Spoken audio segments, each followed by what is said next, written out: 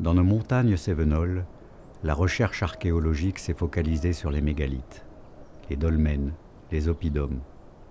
Pourtant, plus de 2500 rochers portent des gravures, des pétroglyphes, des dessins gravés dans la pierre. Nos recherches en tant que bénévoles des associations du Gara et de la FARPA, autorisées par le service régional d'archéologie, nous ont permis de relever dans le nord du Gard et le sud Ardèche environ 650 sites présentant des gravures. Dans la majorité des cas, ces populations anciennes ont choisi des rochers promontoires, offrant une large vue sur l'autre côté de la vallée et souvent au-delà, dont la surface, relativement lisse, est plus ou moins inclinée à contre-pente, comme un pupitre. Ce phénomène peut être observé dans d'autres régions en France et ailleurs dans le monde. Il n'est pas possible de dater les gravures, mais les croix symbolisent l'être humain depuis la préhistoire, et certaines cupules, en contexte archéologique, sont datées du Paléolithique. Là, on a un beau pied, donc je fais le contour à l'heure actuelle, qui est relié avec une cupule, on peut dire allongée, relié par un petit sillon encore à une autre cupule. Le sillon continue, on a encore une autre cupule là, reliée à une autre cupule. Et ensuite, ça revient par là avec une forme très curieuse. On sent ici, je dirais que c'était un pied, moi. Ils ont essayé d'en faire un. En tout cas, ils sont tombés sur du quartz qui leur a causé des problèmes. Mais enfin, je pense que c'est ça. Quand on continue par là, on se retrouve avec tout un ensemble d'îlots, les uns à côté des autres, entourés par un sillon qui fait tout le tour. Hop. Et ici une autre cupule, encore une cupule, encore une cupule. Alors, qu'est-ce qu'ils voulaient montrer par là? À quoi ça servait?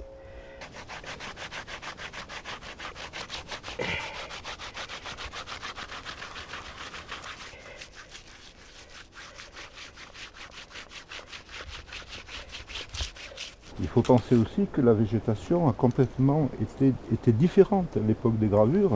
Au Moyen-Âge, les moines introduisent le châtaignier, qui est un verger puisque c'est greffé. Ensuite, il y a eu abandon de la châtaigneraie au XIXe siècle, on va dire, et introduction des pins. Tous les pins qu'on voit ont été introduits par les mines de charbon pour faire les étais de mines. C'était 19e siècle. 19e siècle, donc c'est vrai que tout le paysage au niveau végétation s'est complètement transformé au cours des siècles.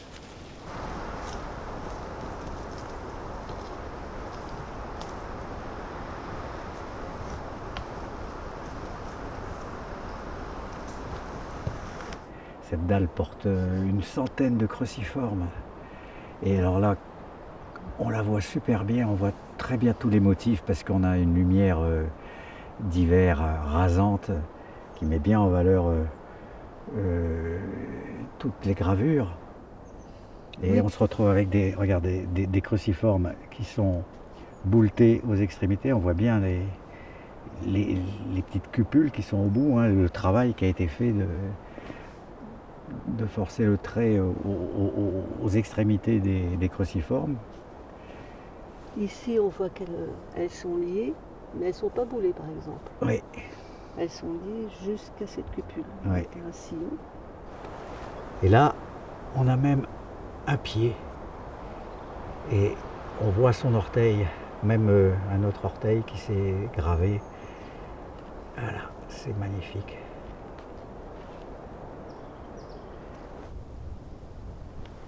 Ah, ce site est vraiment très exceptionnel parce qu'il regroupe tout un ensemble de figures anthropomorphes. Et il y en a une quarantaine de figures au total, dont une vingtaine de têtes. À cet endroit-là, il y avait une figure qui a disparu avant les années 80, mais on a vu une photo où on montre qu'ici, il y avait un cruciforme dont on voit encore la base cupulée et l'autre partie devait être comme ceci. Et il a été cassé, sans doute du vandalisme. Et sinon, la plupart des autres signes représentent donc des hommes. Les membres sont au nombre de 3.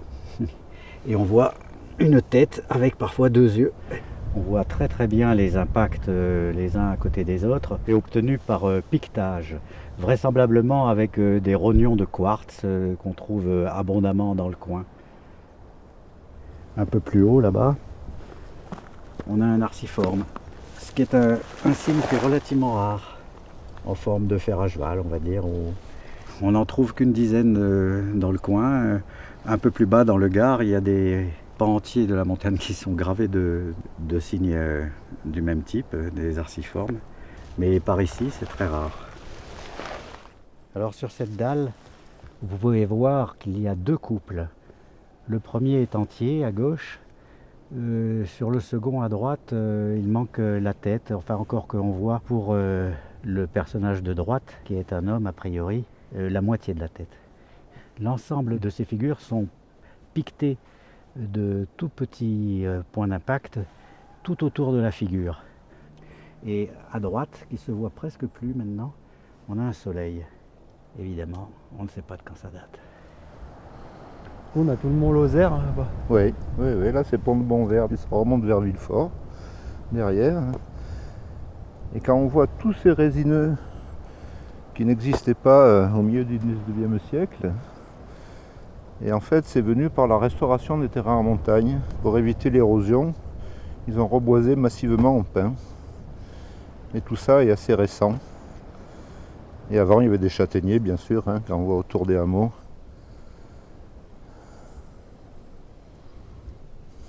Sur cette carte géologique du parc régional des Monts d'Ardèche, on peut le voir, le micaschiste ici est en marron clair, le granit en rose et rouge foncé et le grès en marron foncé.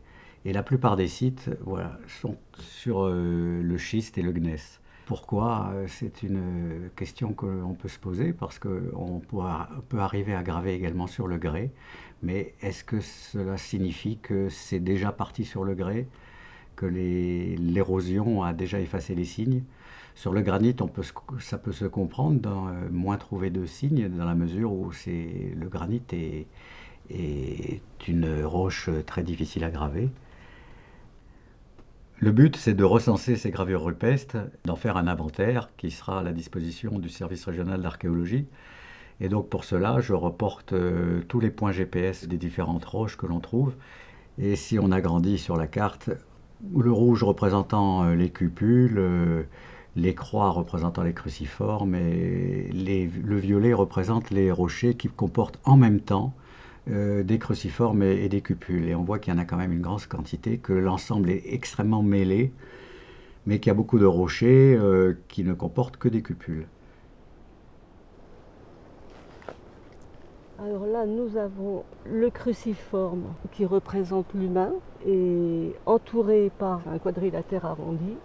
Et un tronc descend et se sépare en 2 jambes étrangement arquées. C'est le seul cruciforme de ce type qu'on ait trouvé jusqu'à présent.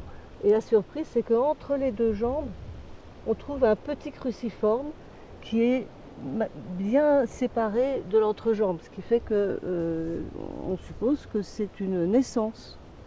Et sur ce rocher qui se trouve à 4 mètres à peu près de la parturiente qu'on a vue à l'instant, se trouve un personnage des touristes, qui est très rare en fait, par ici, et qui représente probablement une femme. On voit la tête là qui est peut-être de profil, les 2 bras, probablement les jambes, avec ce qui semble être un fœtus. Et ce qui est exceptionnel aussi sur cette pierre, c'est la présence de ce signe en forme de crosse que l'on retrouve sur les statues menhirs du néolithique. Donc on peut supposer que ce site est dédié à la fertilité. Bon, tu vois, cette pierre, on l'a trouvée parce qu'elle Elle se voyait de l'autre côté. Ça ressemblait à un dolmen. On s'est dit, tiens, une pierre plate posée comme ça. Et on est venu voir. Et puis, voilà, il y a 3 il y a des cruciformes, il y a les cupules, grosses, petites, avec des déversoirs ici. Mais ce qui est certain, c'est que la roche a été positionnée. positionnée en place.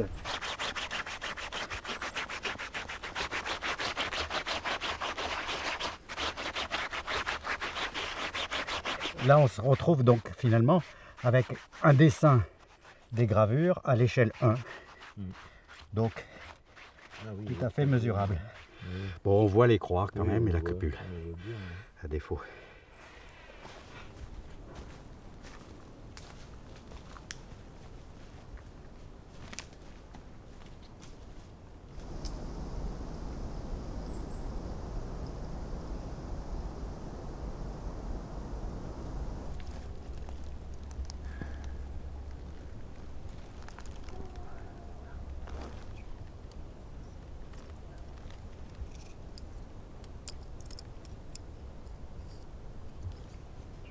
Le point GPS, clac, voilà. Ouais, 67.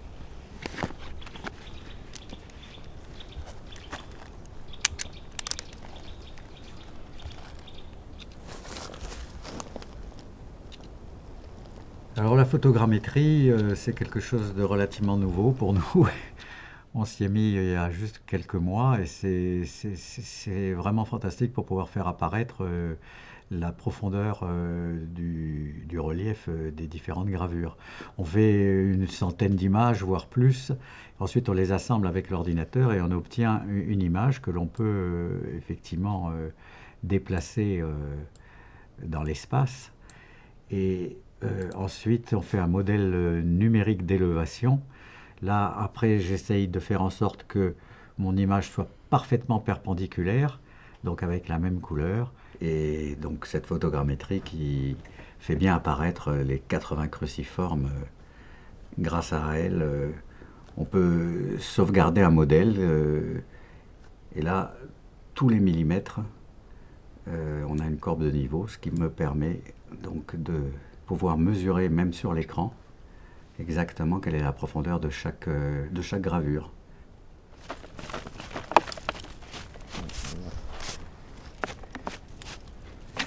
Qu'est-ce qu'ils sont venus faire? Après, le 8, Le 8, il a disparu, il était en but de dalle. Bon, on voit bien donc sur cet amoncellement de blocs qui ont été retirés pour créer la piste forestière et qui ont été amoncelés dans n'importe quel sens. Donc on retrouve des pétroglyphes sur une partie, mais ce bloc-là était complètement retourné. Et c'est un peu les dégâts qu'on peut voir en forêt en général, par l'ouverture de pistes de débardage, des pistes d'exploitation. Là c'est des pistes DFCI, c'est la défense des forêts contre l'incendie, mais aussi au cours des exploitations de bois par des tracteurs forestiers, des abatteuses. Le but, c'est de faire connaître tout ça, parce que c'est quand même des choses très fragiles. On est dans les micaschistes, ça peut se déliter, la roche peut exploser. Et oui, le rocher n'est pas simplement un matériau, C'est ça. ça peut être une page d'écriture à Complètement, travers les siècles, Complètement. voire les millénaires. Alors au sein de l'Office national des forêts, il y a un service culturel et archéologique qui a été créé pour prendre en compte un petit peu toutes les choses culturelles et archéologiques, justement, de tout temps. Seulement, l'Office national des forêts ne gère que 25% de la forêt française. Donc en fait, les 3/4 de la forêt française sont dans le privé.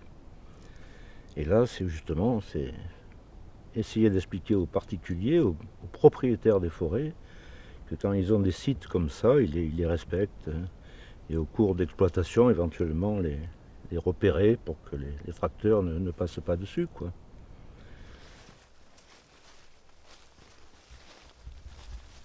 Avec ces gravures, nous avons affaire à un patrimoine remarquable et singulier. Elles ont été longtemps délaissées par les chercheurs, du moins dans nos contrées, qui soit les supposaient récentes, soit ne pouvant proposer une attribution chronologique, n'y porter que peu d'intérêt. On est aussi confronté à un biais de la recherche archéologique, qui s'est longtemps concentré sur l'Ardèche karstique, la partie calcaire du département, qui offre une meilleure conservation des vestiges, du fait des nombreuses grottes et de contextes de conservation plus favorables.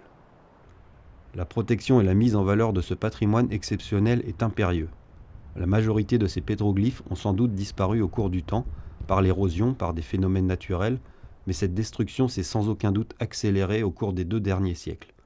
du fait des pratiques d'agroforesterie de plus en plus destructives, du développement routier, de l'aménagement de pistes, mais aussi du vandalisme. Reste que ces gravures restent en grande partie énigmatiques. Leur réalisation est sans doute diachronique, puisqu'elle s'étale probablement sur plusieurs siècles, voire plusieurs millénaires. Il faut rester prudent quant à leur interprétation. A-t-on affaire à une proto-écriture, à des symboles à caractère religieux, à des signes apotropaïques de protection, notamment en lien avec l'activité agro-pastorale attestée dès le néolithique dans ces montagnes? Toutes ces hypothèses peuvent être soumises, et ces symboles ont probablement des sens différents en fonction des époques. Ce travail exemplaire d'inventaire, de relevé, de médiation, réalisé par ces bénévoles passionnés, notamment en lien avec la FARPA, montre qu'ils sont indispensables à la discipline archéologique, qui s'est peu à peu professionnalisée et parfois coupée de cette base d'archéologues amateurs.